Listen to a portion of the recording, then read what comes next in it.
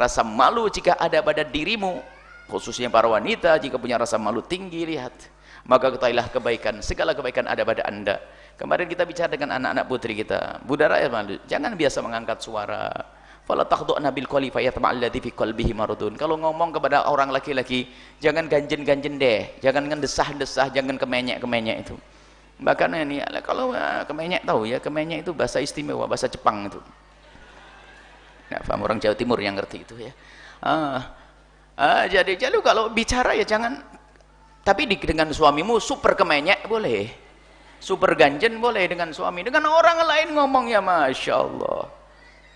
Ini nggak boleh, menjadi haram kita mendengarnya. Biarpun semula mendengar suara perempuan, madhab kita Imam Syafi'i bukan aurat di saat suara wajar, tapi kalau sudah suaranya disah-desahkan, diganjin-ganjinin, nggak boleh dengar kita, nggak boleh. Dan kita ingin tanamkan anak kita punya rasa malu, jangan biasa mengangkat suara di depan kaum pria. Kemudian juga kalau pengen ngukur kemuliaanmu, wahai anak-anak putriku, teman, dan ibu wanita, ibunda dan saudara-saudari, kalau anda sudah betul-betul merasa risih di saat dipandang oleh kaum pria, maka rasa malu ada pada anda. Anda risih kalau ada orang melihat, ngapain dia lihat saya, pengen lempar pakai sepatu, biarpun tidak dilempar beneran, pokoknya anda risih, sedih. Tapi naudzubillah, katanya rajin ngaji, solehah, tahajudan, kalau lewat laki-laki pasti dibasah-basahin bibirnya kek, atau minyaknya langsung diambil, macam-macam ya. Rendah itu perempuan, tidak ada nilainya, itu rendah. Perempuan harus punya wibawa, malu, punya rasa malu. Dilihat lagu laki-laki, ngapain dia merhatikan saja. Dan sangat berbeda pendidikan yang diajarkan Allah dan Rasulnya dan pendidikan kafir. Pendidikan kafir pamer tuh, tonjolin tuh auratmu tuh, tampakin tuh, biar terpesona, biar semua mengagumi kamu, kamu begini, hingga aja untuk dinikmati oleh semua orang, karena memang bukan, nggak ada privasi, nggak ada yang istimewa lagi, sehingga siapapun boleh melihatnya, ya bersentuhan boleh ya. Sementara orang yang sesuatu yang mulia pun akan dijaga. Sebenarnya menjaga ini adalah tradisi atau kesadaran semua orang.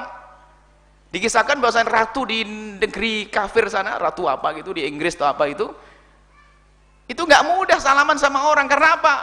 Harus terjaga dong, masa semua orang disalamin, ya kan? Apakah boleh semua orang salaman? Ya nggak boleh. Karena apa? Terjaga dia. Ratu ini, ratu. Kalau wanita muslimah lebih dari ratu. Jangankan kok bersentuhan, lihat saja jangan. Kullil mu'minina yaghuddu min absarihim, lebih mulia ada daripada seorang ratu. Tapi keinginan untuk menjaga ini selalu ada dalam fitrahnya manusia beriman, kecuali memang runtuh imannya, apalagi runtuh imannya sudah tidak pernah menjaga dirinya, nggak punya rasa malu lagi.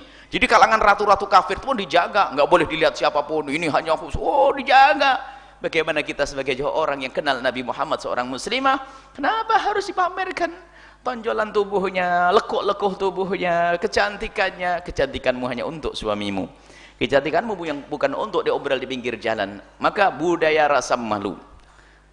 Sampai saya guyonan seorang wanita ini, kalau tiba-tiba ada laki-laki yang iseng di jalan itu, nyapa-nyapa di jalan itu, ambil sepatumu. Buya kok ngajari begitu? Enggak, biar kamu semakin wibawa, nanti laki-laki jadi mulia semuanya. Wanita mulia istimewa, tidak boleh diganggu, tidak boleh dihindarkan, tidak boleh direndahkan. Karena permasalahan adalah musuh-musuh Allah ini yang harus dipahami oleh para ulama, para kaum muslimin. Musuh-musuh Allah kalau menghancurkan kaum muslimin dengan senjata, mereka tidak akan mampu. Dari masa ke masa mereka harus hengkang di saat bercokol di bumi pertiwi selama 350 tahun dengan segala kekuatan, dan kekayaan kita pun diambil. Artinya kita seolah-olah tidak punya kekuatan, tapi kekuatan iman. Mereka menjadi hengkang meninggalkan negeri kita. Akan tapi mereka sekarang sudah berpikir, dan itu ditulis oleh para ulama-ulama besar, termasuk diingat oleh Dr. Muhammad Said Ramadan Al-Buti dan lainnya. Mereka tidak mampu dengan senjata, maka cara yang paling jitu adalah merusak wanita kita, dijadikan wanita kita seperti mereka, tidak punya rasa malu, maka mereka akan hancur sendiri di dalamnya. Naudzubillah. Ini wanita kita tolong dijaga. Anda punya anak putri, tanggung jawab di hadapan Allah. Anda punya istri, tanggung jawab di hadapan Allah. Musuh-musuh Allah akan menghancurkan umat Islam adalah dengan wanitanya. Sehingga wanitanya mengikuti gaya hidup mereka, pamer kecantikan, sampai wanitanya adalah wanita rendah yang nilainya hanya materi saja. Tapi dalam Islam nilainya bukan materi, nilainya adalah kemuliaan, pengagungan yang sesungguhnya di hadapan Allah Subhanahu wa taala, bukan dinilai dengan uang. Kalau negeri kafir, seorang wanita ada nilainya jika dia punya kecantikan atau punya duit. Sudah nggak cantik, nggak punya duit, sampah. Tapi dalam Islam tidak, tetap dimuliakan. Kalau dia seorang ibu, anaknya harus menghormati dan berbakti kepadanya. Seorang suami berbuat dolim dihukum oleh Allah. Kan enak, yang menghukum bukan main-main, bukan sekedar pak polisi saja. Allah akan menghukum nanti. Kalau begitu pentingnya menghormati seorang wanita dan menghargai seorang wanita. Maka rugi dan rugi dan rugi, hai anda wanita muslimah, anda mengikuti cara hidupnya orang kafir. Anda rugi, berarti anda tidak bisa menghargai diri anda sendiri, anda merendahkan diri anda sendiri, maka ketahuilah anda akan rugi di dunia dan di akhirat. Maka berpeganglah dengan ajaran Nabi SAW, muliakan dirimu, engkau adalah mulia, dimuliakan oleh zat yang maha mulia Allah. Nabi mulia mengajari kemuliaan, para ulama pun mendidik kemuliaan. Maka sadar semuanya ini demi dirimu wahai wanita, anda harus mulia.